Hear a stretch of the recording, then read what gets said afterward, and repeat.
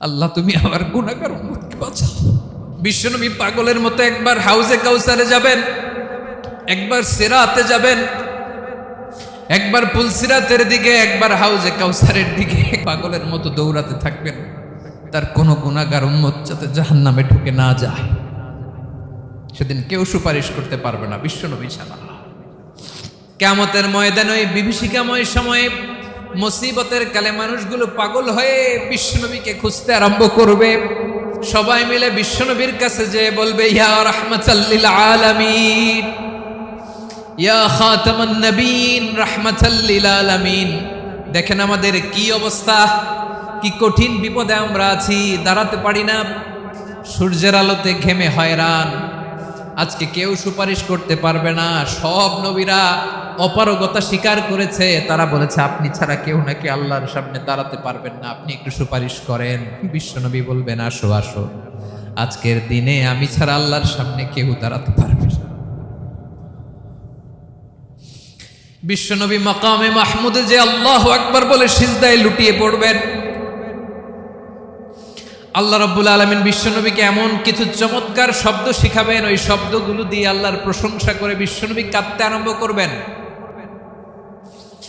বিশ্বনবী এমন ভাবে অজর দ্বারায় সিজদায় লুটিয়ে পড়ে কাঁদবেন, রব্বুল আলামিনের রহমতের দরিয়ায় জোশ লেগে যাবে। রব্বুল আলামিন এই দৃশ্য থেকে সহ্য করতে পারবেন না। রব্বুল আলামিন বলবেন, ইয়া মুহাম্মদ ইরফা রাসাক, ও নবী আপনি মাথা তোলেন, মাথা তোলেন, আপনার কান্না আমি সহ্য করতে পারি না। নবী আপনি মাথা তোলেন, সাল তুতা, আজকে আপনি যা চাবেন তাই দেব। নবী আপনি সিজদা থেকে মাথা তুলেন, সাল তুতা, যা চাবেন তাই দেব। ওয়াশফা তুশাফা, যার জন্য সুপারিশ করবেন তার সুপারিশ কবুল করে নেব। বিশ্বনবী এবার মাথা তুলবেন। যে বিভীষিকাময় সময়ে প্রত্যেক নবী বলেছেন আমি পারবো না, প্রত্যেক নবী বলেছেন নফসি নফসি, আমার কি হবে আমি জানি না, আল্লাহ আমারে বাঁচাও। প্রতিটি নবী বলবেন নফসি নফসি, আল্লাহ তুমি আমারে বাঁচাও, আমারে বাঁচাও। বিশ্বনবী মাথা তুলবেন, তুলে বলবেন রব্বি হাবলি উম্মতি, আল্লাহ তুমি আমার গুনাহগার উম্মতকে বাঁচাও। এই দুনিয়ার বুকে রব্বুল আলামিন সব নবীকে একটা করে দাওয়া মুস্তাজাবা দিয়েছেন, মানে যে দোয়া করলে কবুল হয়ে যায় সাথে সাথেই। দাও বিহা, দুনিয়ার সব নবীরা ওই দোয়াটা দুনিয়ায় করে ফেলেছে। সব নবীকে আল্লাহ একটা করে দোয়া দিয়েছেন, নবী দোয়া করলেই কবুল। সব নবীরা ওই দোয়া করে ফেলেছে দুনিয়াতে। বিশ্বনবী বলেন আমি করি নাই। ওয়া ইন্নী আখতাবিউ দাওয়াতি শাফাআতান লি উম্মতি ইয়াউমাল কিয়ামাহ, আমার ওই স্পেশাল দোয়াটা আমি দুনিয়ার বুকে কঠিন বিপদে পড়েও কোনোদিন করি নাই। আমি আমার স্পেশাল দোয়াটা কিয়ামতের দিন আমার গুনাহগার উম্মতকে সুপারিশের জন্য রেখে দিয়েছি। আল্লাহ বলবেন নবী ইরফা রাসাক, মাথা তোলেন, আর কাটবেন না। বিশ্বনবী মাথা তুলবেন, আল্লাহ বলবেন সাল তুতা, আপনি যা যাবেন তাই দেব। ওয়াশফা তুশাফা, সুপারিশ করেন, সুপারিশ কবুল করব। বিশ্বনবী বলবেন আল্লাহ ওই স্পেশাল দোয়াটা দুনিয়াতে করি নাই, আজকে আমি তোমার দরবারে দাঁড়িয়ে কিয়ামতের দিন ওই দোয়াটা করছি। আল্লাহ আমার যে উম্মতের হৃদয়ে যাররা পরিমাণ ঈমান আছে, আমার একটা উম্মতকেও তুমি জাহান্নামে ঢুকাতে পারবা না। বিশ্বনবী পাগলের মতো একবার হাউজে কাউসারে যাবেন, একবার সিরাতে যাবেন, একবার পুলসিরাতের দিকে, একবার হাউজে কাউসারের দিকে পাগলের মতো দৌড়াতে থাকবেন। তার কোনো গুনাহগার উম্মত যাতে জাহান্নামে ঢুকে না যায়, সেদিন কেউ সুপারিশ করতে পারবে না বিশ্বনবী ছাড়া। এজন্য 5 নম্বর আল্লাহ বললেন মান যাল্লাযী ইয়াশফাউ ইনদাহু ইল্লা বিইযনিহি, কার সাহস আছে, কার এত বড় বুকের পাটা কিয়ামতের কঠিন দিন আল্লাহর সামনে দাঁড়িয়ে সুপারিশ করবে?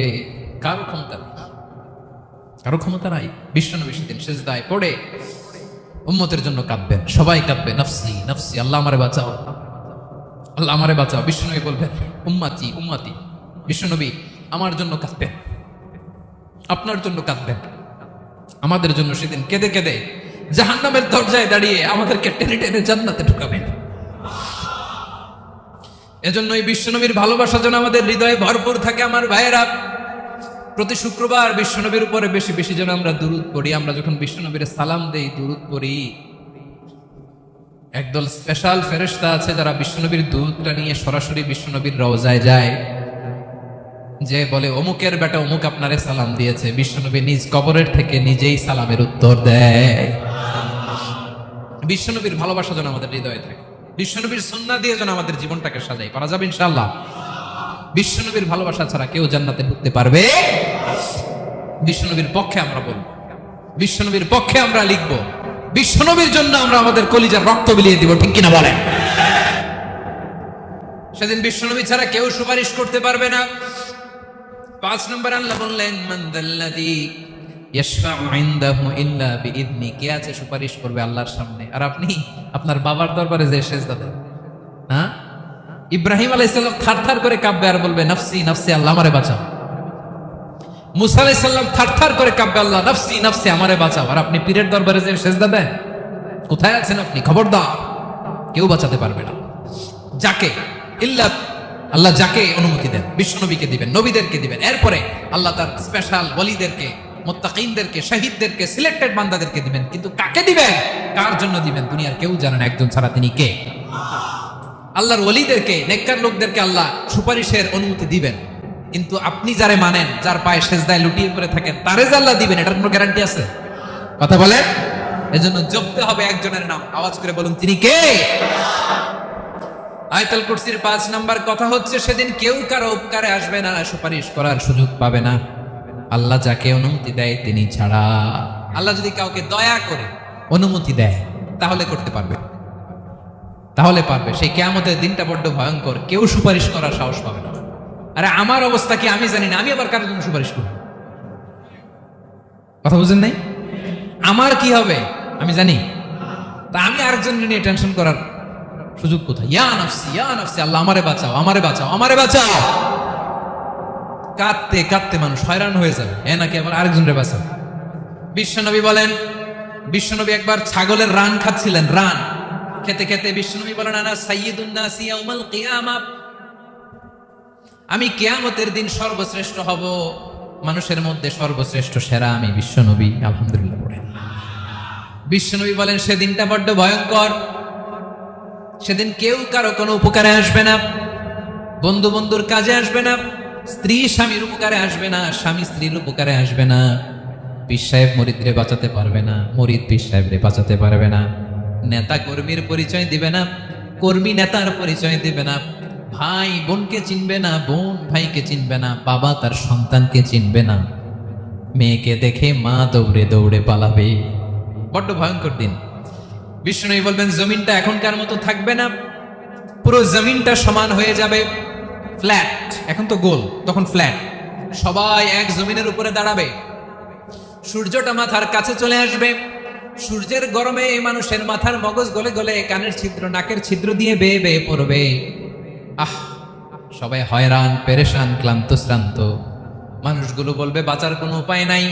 50,000 বছর মানুষ এরকম দৌড়াবে, চিৎকার করবে, কাঁদবে, বাঁচার কোনো উপায় নাই। সবাই বলবে, আহ, আল্লাহ যদি বিচারটা শুরু করতো, যা হবার হবে, আগে বিচার শুরু করুন। বিচারই শুরু হয় না, বিচার শুরু হইতেই 50,000 বছর।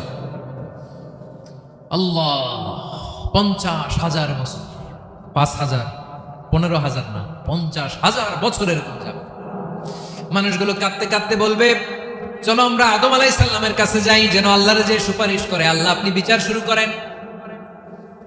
কিয়ামতের ময়দানে সবাই মিলে সাইয়েদনা আদম আলাইহিস সালামের কাছে যেয়ে বলবে, ইয়া আবাল বাশার ইয়া আউয়ালাল আম্বিয়া, ও আদম নবী, আপনি দুনিয়ার বুকে প্রথম নবী, আল্লাহ নিজ হাতে আপনারে 60 হাত লম্বা করে বানিয়েছেন, আপনার সম্মানে ফেরেশতাদেরকে সেজদা দিতে বলেছেন, দুনিয়ার প্রথম নবী, প্রথম মানুষ আপনি, আপনি আল্লাহর যে সুপারিশ করেন যেন আল্লাহ বিচার শুরু করে।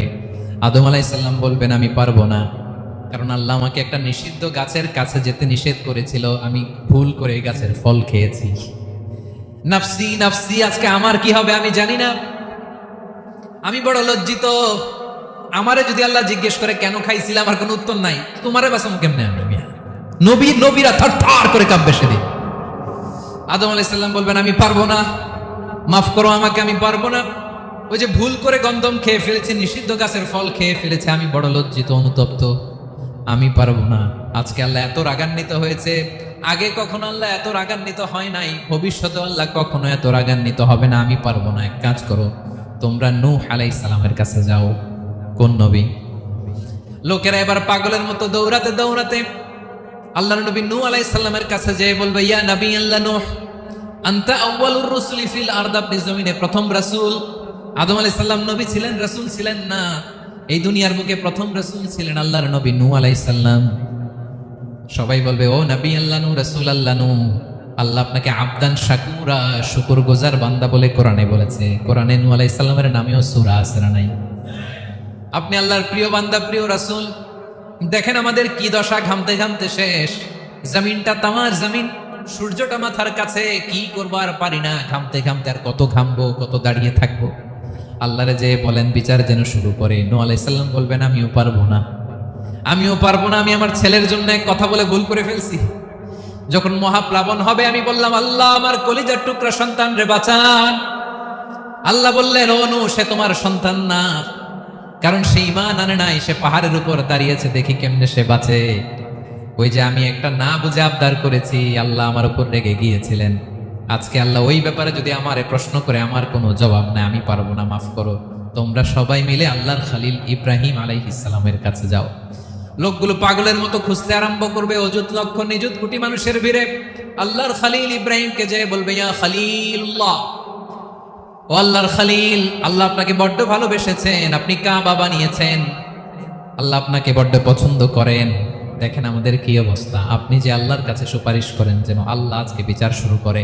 আল্লাহর নবী ইব্রাহিম বলবেন, আমিও পারবো না। আমি আমার জীবদ্দশায় 3টা মিথ্যা বলেছি। কয়টা? আসলে মিথ্যা না, একটু টুইস্ট করে, কৌশল করে কথা বলেছিলেন, ওইটাকে হাদিসে মিথ্যা বলা হয়েছে। আমি জীবনে 3টা মিথ্যা বলেছি, জীবন বাঁচানোর তাগিদে কৌশল করে 3টা কথা বলেছি। আজকের এই কঠিন ময়দানে আল্লাহ যদি ওই 3টা কথার ব্যাপারে জিজ্ঞেস করে, লজ্জায় আমি মাথা দেখাতে পারবো না, আমিও পারবো না, আমিও পারবো না। আজকে আল্লাহ এত রেগে আছে, আগে কখনো এত রাগে নাই, পরেও রাখবে না। তোমরা সবাই মিলে বনি ইসরাইলের নবী মূসা আলাইহিস সালামের কাছে যাও। সবাই এবার যাবে মূসা আলাইহিস সালামের কাছে, যেয়ে বলবে, ইয়া নবী আল্লাহ মূসা, আপনি ছিলেন কালিমুল্লাহ, আল্লাহর সাথে সরাসরি কথা বলতেন। রব্বুল আলামিন আপনাকে তাওরাত কিতাব দিয়েছেন, আপনি যে একটু সুপারিশ করেন। আল্লাহর নবী মূসা বলবেন, মাফ করো, আমিও পারবো না। আমি দুনিয়ার বুকে ভুল করে একটা মানুষকে মেরে ফেলেছি। আমি মারছিলাম আদব শিক্ষা দেওয়ার জন্য এক থাপ্পড়, এই থাপ্পড়ে যে ওই লোক মরেই যাবে আমি জানতাম না। আজকে আল্লাহ যদি জিজ্ঞেস করে কেন মারলা, জবাব আছে? ওই লজ্জায় আমি অনুতপ্ত, আমি পারবো না, আমার এই কথা বলো না। আজকে আল্লাহ বড্ড রেগে আছে, আমি পারবো না। তোমরা আল্লাহর নবী ঈসা আলাইহিস সালামের কাছে যাও। কিয়ামতের ময়দানে মানুষগুলো পাগল পাড়া হয়ে আল্লাহর নবী ঈসা আলাইহিস সালামের কাছে যাবে, যে বলবে, নবী ঈসা আপনি রূহুল্লাহ, বাবা ছাড়া আল্লাহ আপনাকে বানিয়েছেন, ইনজিল কিতাব দিয়েছেন, মৃত মানুষকে আপনি জীবিত করতে পারতেন। আজকের এই কঠিন বিপদের দিনে আপনি আমাদের সাহায্য করেন। আল্লাহর কাছে যে বলেন যেন বিচার শুরু করে। ঈসা আলাইহিস সালাম বলবেন, আমিও পারবো না। ইন্নী উবিদতু মিন দুনিল্লাহ, আমার উম্মত খ্রিস্টানেরা আল্লাহরে বাদ দিয়ে আমি ঈসার ইবাদত করেছে। আমার মা ম্যারি আর আমাকে ডাকতো জেসাস ক্রাইস্ট, আমার ইবাদত করেছে। যদিও আমি আমার ইবাদত করতে বলি না, ঈসা আলাইহিস সালাম ইবাদত করতে বলেছেন একজনের, তিনি কে? আল্লাহর নবী ঈসা আলাইহিস সালাম বলবেন, আমিও পারবো না। আজকে আল্লাহ অনেক রেগে আছে, আমি পারবো না। তবে একটা পরামর্শ দিতে পারি, একটা সাজেশন দিতে পারি। আজকের দিনে কঠিন মুসিবতের কালে, এই কঠিন সময়ে কেউ আল্লাহর দরবারে দাঁড়িয়ে একটা টু শব্দ করার ক্ষমতা কারো নাই, একমাত্র আখিরি জামানার পয়গাম্বর বিশ্বনবী মুহাম্মদুর রাসূলুল্লাহ ছাড়া। মানুষগুলো এবার আগুনের মধ্যে পানি দিলে যেমনি আগুন নিভে যায়, দাউ দাউ করা হৃদয়ে জ্বলন্ত আগুন তাদের ঠান্ডা হবে। কিয়ামতের ময়দানে ওই বিভীষিকাময় সময়ে, মুসিবতের কালে মানুষগুলো পাগল হয়ে বিশ্বনবীকে খুঁজতে আরম্ভ করবে।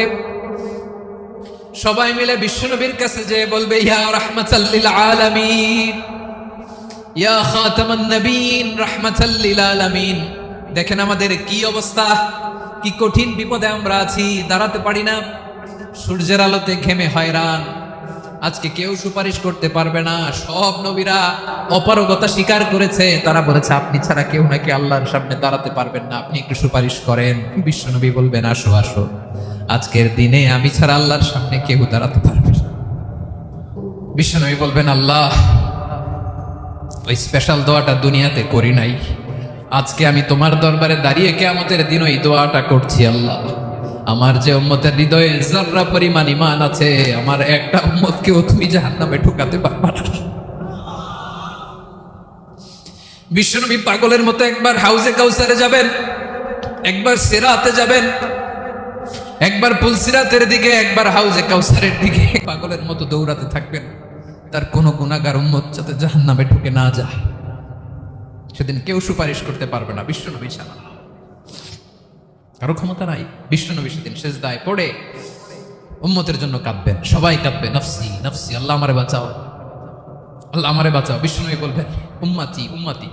বিশ্বনবী আমার জন্য কাঁদবেন, আপনার জন্য কাঁদবেন, আমাদের জন্য সেদিন কেঁদে কেঁদে জাহান্নামের দরজায় দাঁড়িয়ে আমাদেরকে টেনে টেনে জান্নাতে ঢুকাবেন।